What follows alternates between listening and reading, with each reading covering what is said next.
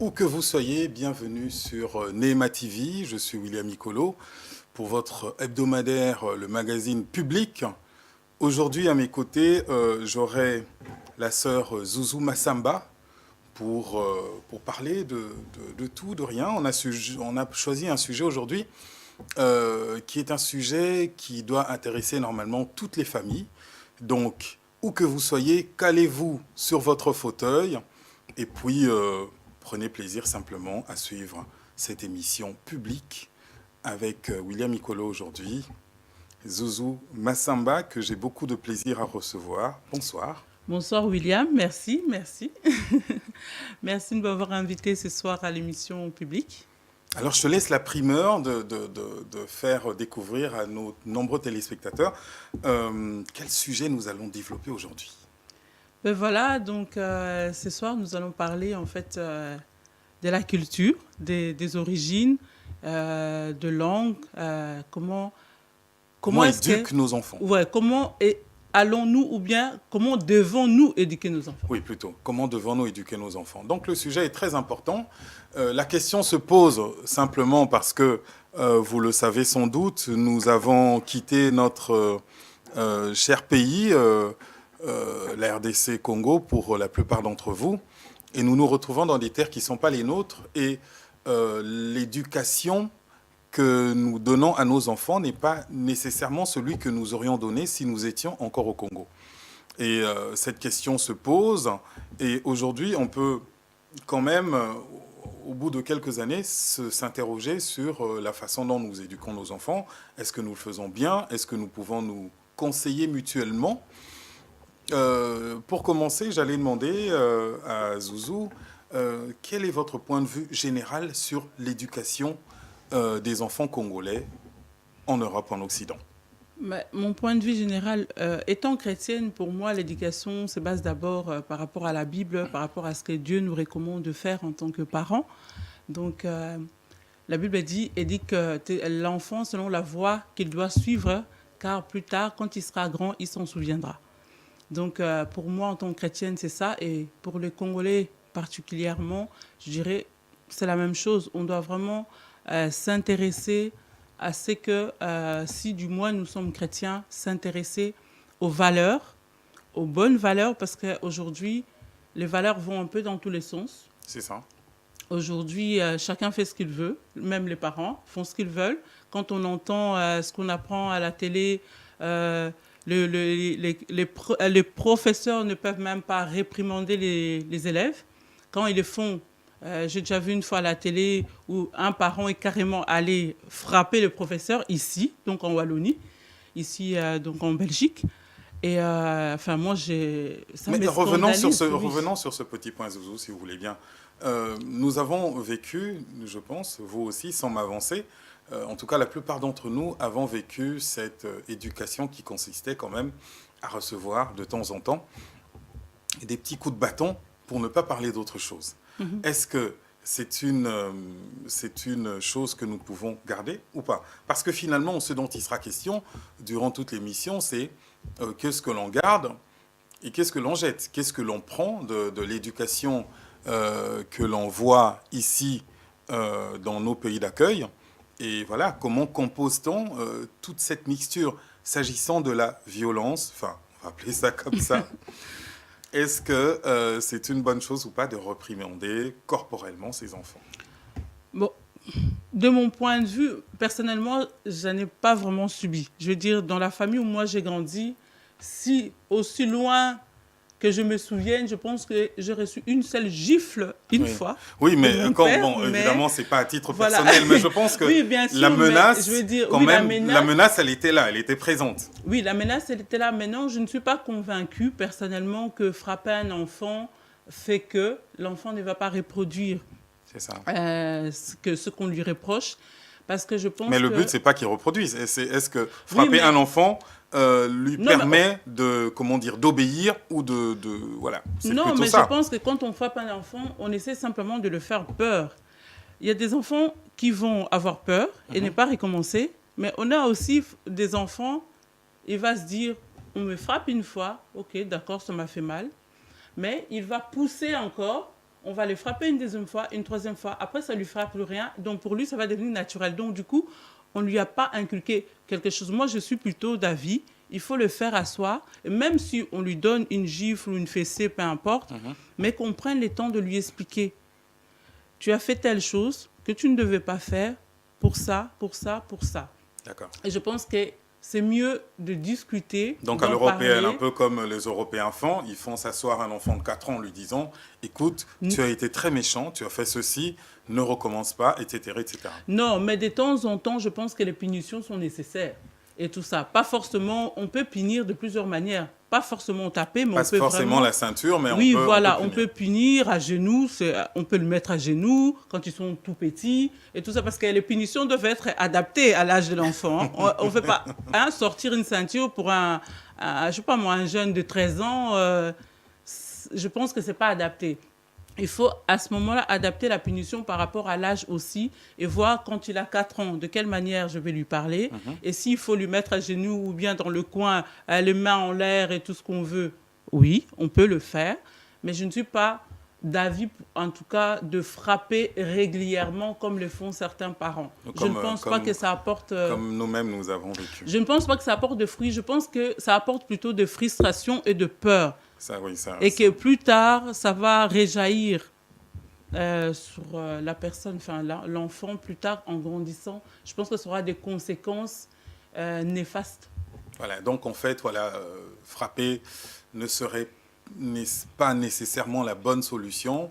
Peut-être vaut-il mieux que les enfants comprennent ce qui leur est interdit plutôt que de frapper et que, voilà, justement, l'enfant peut à un moment donné s'habituer à ça et ça serait pas plus mal. Mais vous parliez de parler à l'enfant.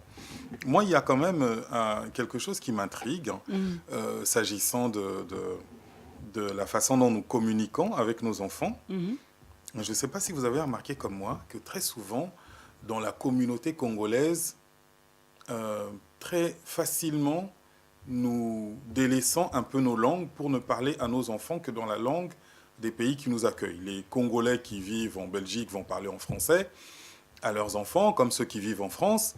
Ceux qui vivent en Angleterre vont parler en anglais, ceux qui vivent en Irlande en anglais.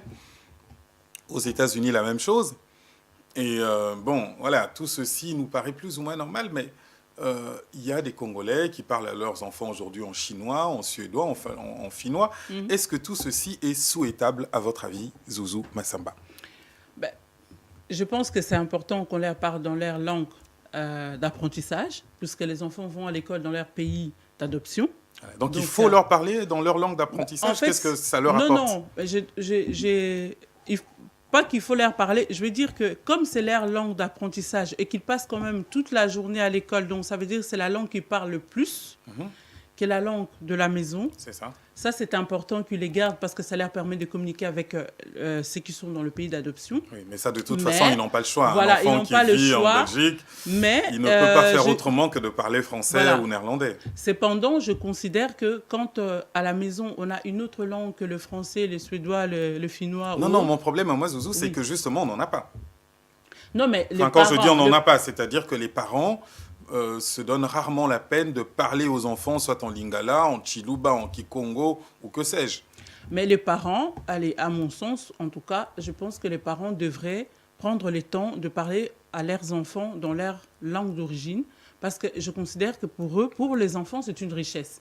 Et puis, non seulement c'est une richesse pour les enfants, mais ça permet aux enfants de garder un attachement par rapport à leurs propres parents, mais aussi aux cousins, aux cousines, aux grands-parents qui ne parlent pas forcément, qui sont restés peut-être au pays, même pour certains qui sont ici, qui ne parlent pas forcément la langue du pays d'adoption, et donc qui ont besoin de communiquer avec leurs petits-enfants.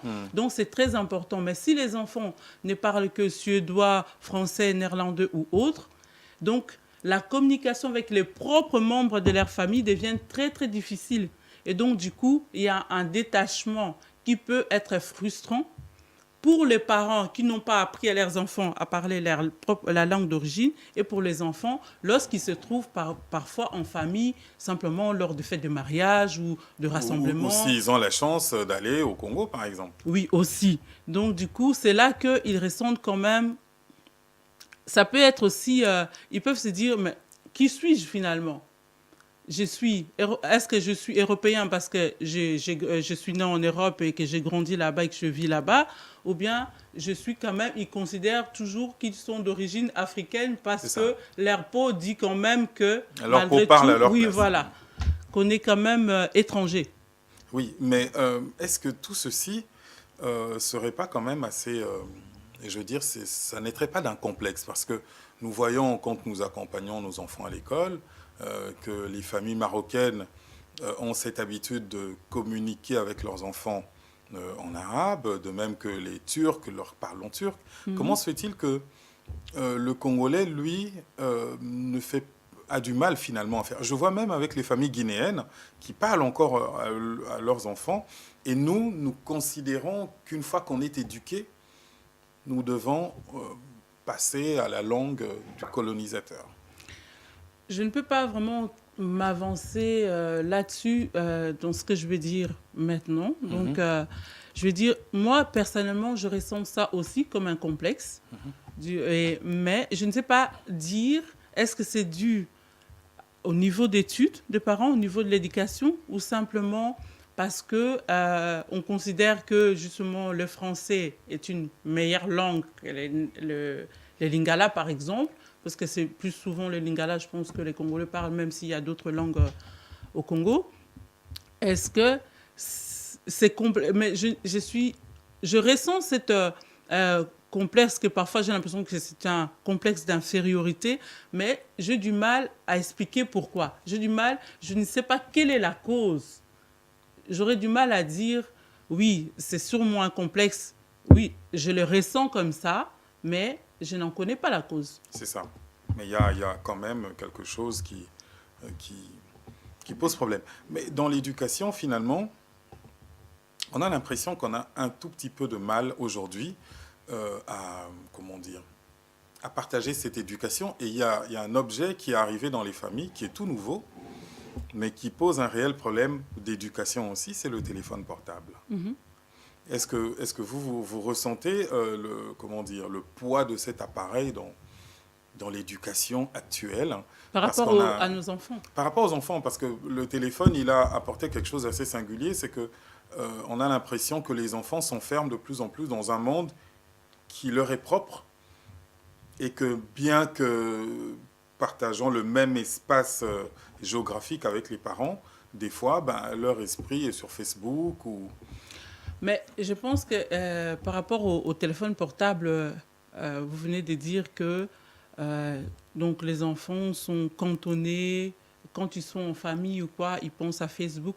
Mais ce n'est pas seulement quand ils sont en famille. Moi, j'ai remarqué que même quand ils sont entre eux, entre jeunes, ils discutent. Mais ils sont quand même connectés. Oui, mais je pense que c'est cette nouvelle génération qui fait que ils ne considèrent pas que pour communiquer, ils doivent mettre tout ça de côté. Ils pensent qu'eux communiquent bien lorsqu'ils sont en train de chatter, parce qu'ils peuvent être il y en a une où il y en a un qui est dans la pièce à côté, mais ils sont en train de chatter. Ou bien alors, ils sont assis ensemble, mais 2 ou 3 regardent des choses.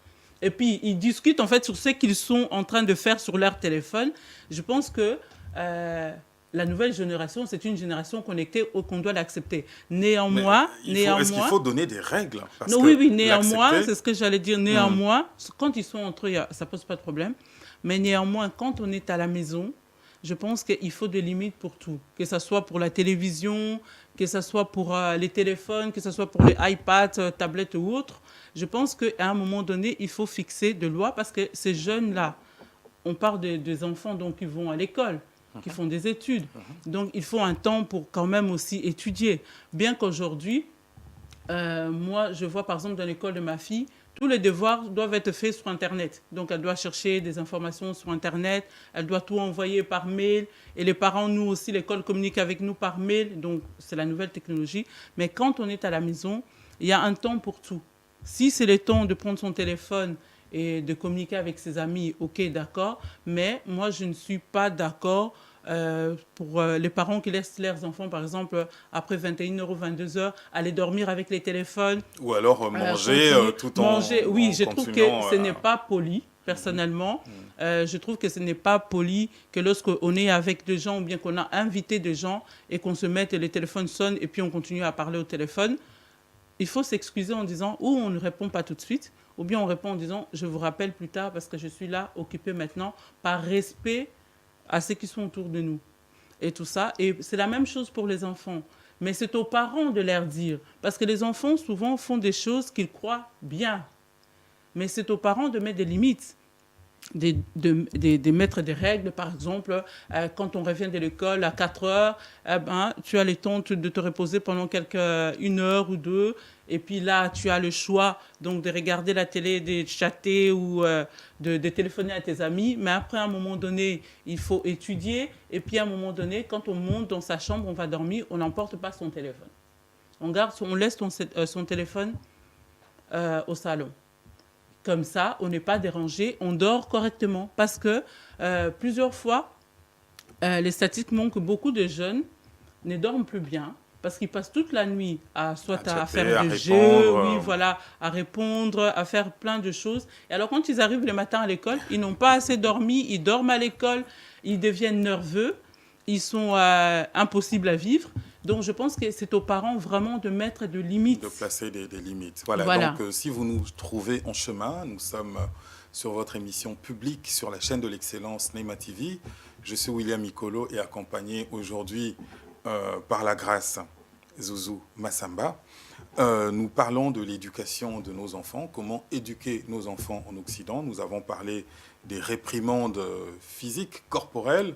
Nous avons été d'avis quand même que ce n'est pas nécessaire de toujours passer par là et que parfois on pouvait dialoguer avec les enfants.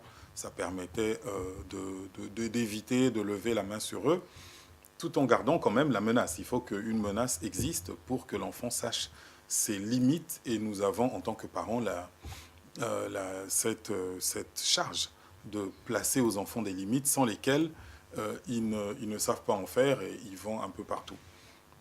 Alors, nous avons parlé également aussi de l'emploi des langues dans nos maisons.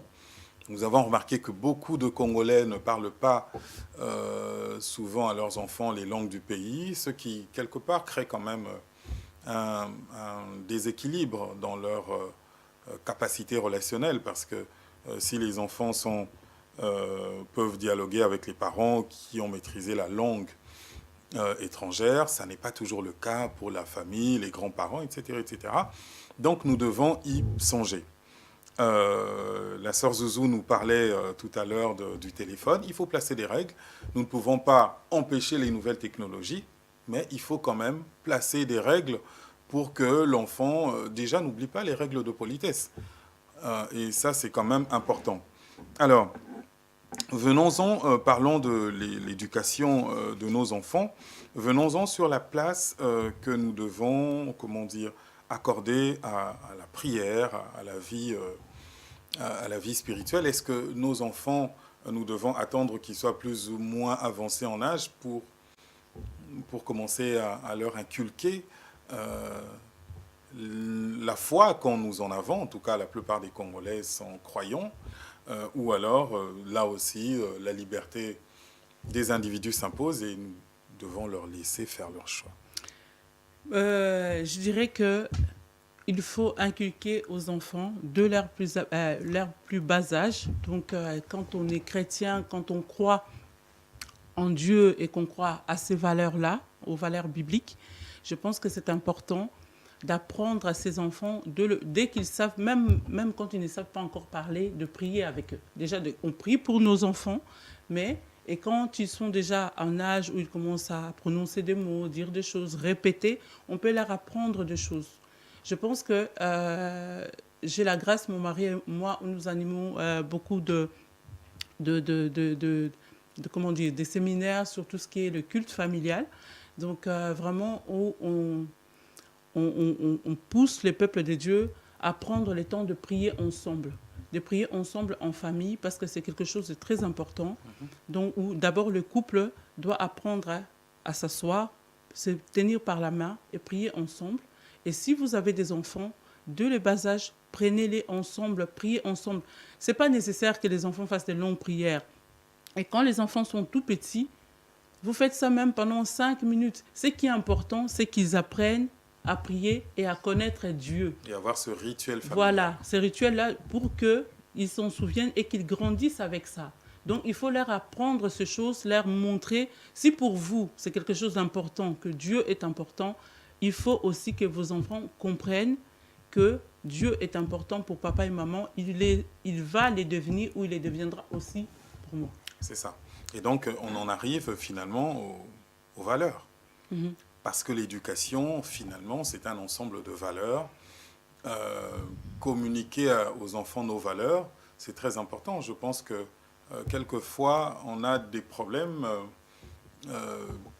sur l'éducation des enfants parce qu'on n'insiste pas assez sur certaines valeurs.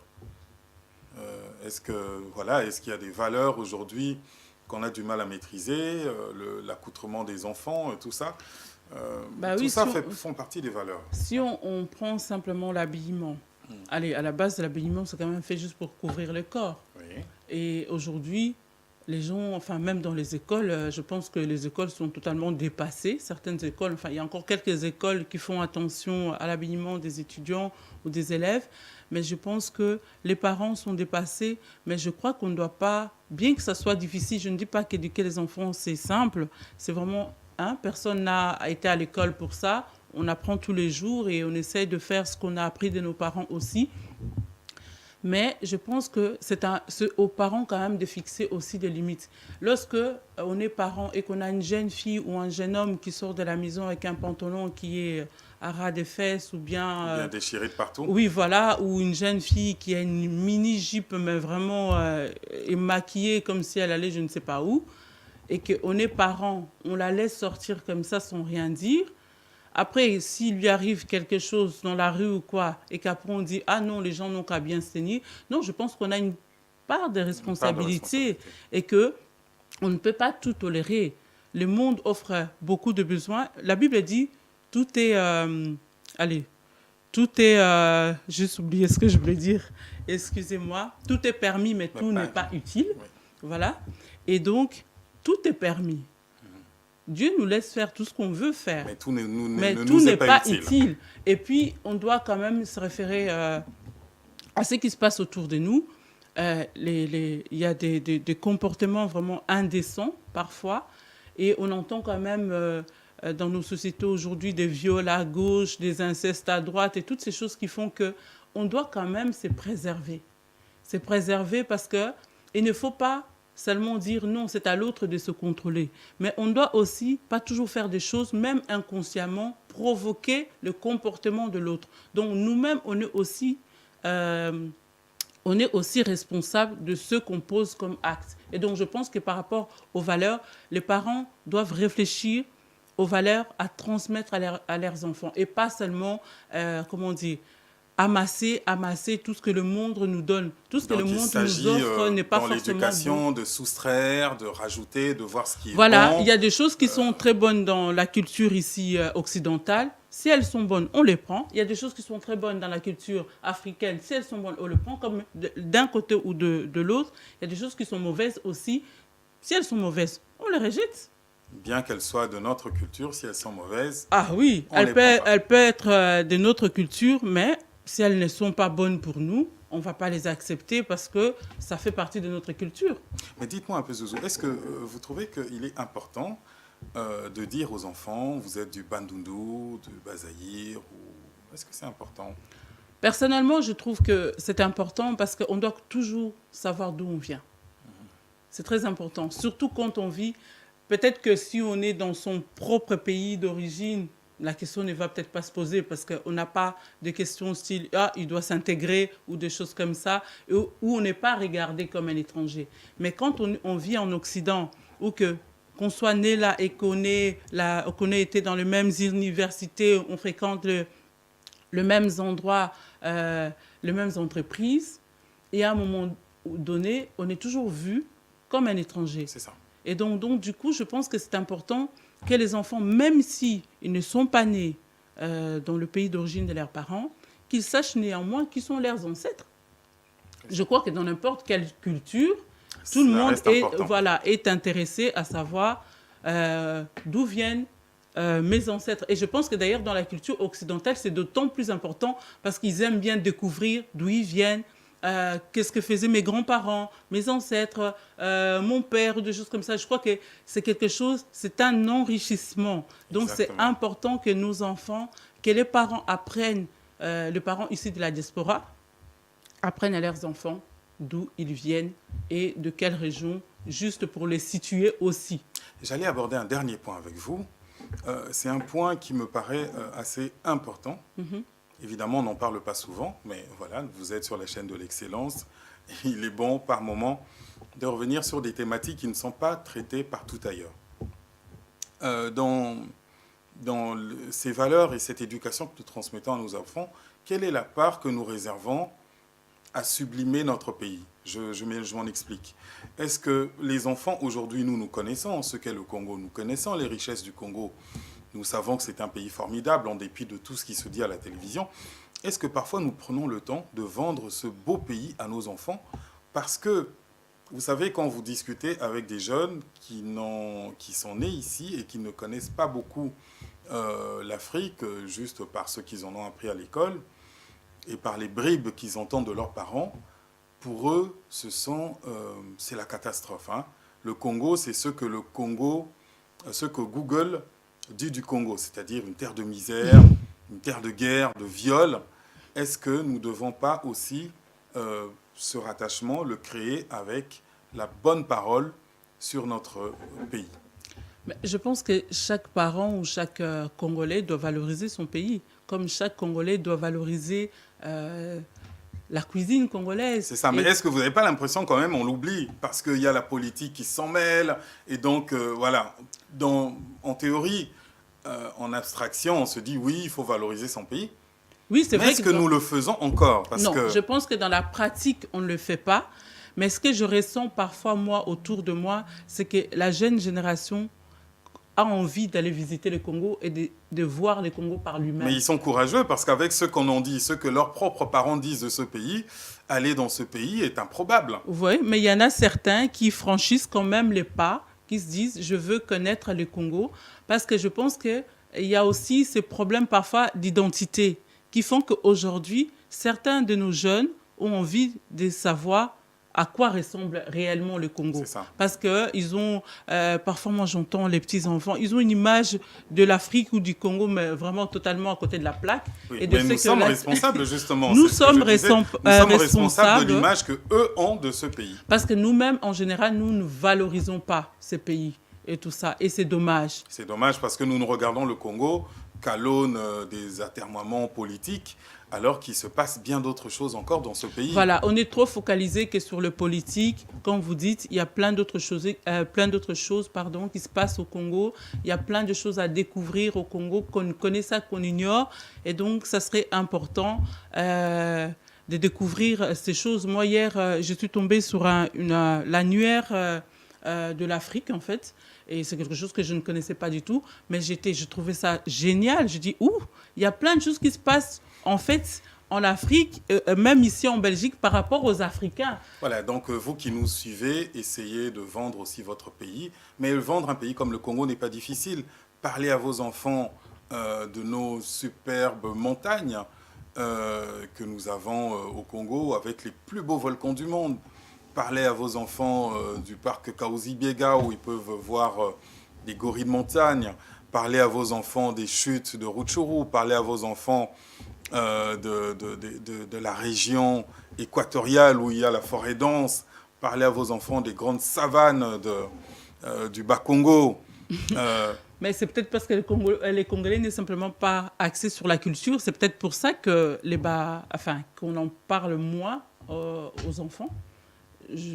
J'ai l'impression que les Congolais ne sont pas axés sur la culture, en fait. À part la musique, hein. Oui, mais voilà, tout ce qui est art congolais, les gens ne s'y intéressent pas vraiment beaucoup et c'est dommage. Voilà, notre pays est un trésor. Nous avons le devoir de transmettre aussi ce message à nos enfants. L'éducation n'est pas rendue facile en vivant en Occident, donc nous pouvons nous aider mutuellement en tant que Congolais. Nous devons nous donner des conseils. Nous devons apprendre à parler dans les langues locales, hein, dans nos langues d'origine avec nos enfants, c'est pour eux une richesse et ça ne leur enlèvera pas ni le français, ni l'allemand, ni une autre langue. Certainement pas. Apprenons à discipliner nos enfants par rapport à leur téléphone portable qui absorbe pratiquement toute leur énergie et faisant de l'éducation un moyen de rendre nos enfants plus forts et des êtres meilleurs, armés pour se défendre dans la vie de demain. Zouzou Massamba, moi j'ai été flatté de travailler à vos côtés. Je ne sais pas s'il y a un dernier mot que vous avez envie de dire aux familles congolaises qui vous regardent. Eh ben, chère famille congolaise, donc déjà merci d'avoir suivi cette émission et merci à toi William de m'avoir invité. Et je dirais que ce qui est important, c'est vraiment de connaître Dieu, de s'attacher à Dieu, de s'attacher aux bonnes valeurs, de ne pas amasser tout ce qu'on voit autour de nous. Prenez le temps de réfléchir, de choisir ce qui est bien pour vos enfants. Ne prenez pas tout, mais prenez ce qui est réellement bien et que Dieu vous bénisse abondamment. Et j'espère qu'on se reverra très très bientôt. Voilà, donc cette émission publique prend fin sur ces belles paroles de Zouzou Massamba. Comme d'habitude, n'hésitez pas à nous retrouver sur Facebook. Comme d'habitude, n'hésitez pas à nous laisser un message, à réagir par rapport à cette émission. Si vous avez un avis personnel qui n'a pas été développé ici, partagez-le avec nous. Nous aurons l'occasion d'y revenir. Regardez-nous partout où c'est possible. Sur notamment la box Orao. Et voilà. Public, c'est votre émission sur la chaîne de l'excellence Neema TV. J'ai été accompagné de l'excellente Zouzou Massamba pour une émission consacrée à l'éducation de nos enfants. Je suis le révérend William Ikolo. À bientôt.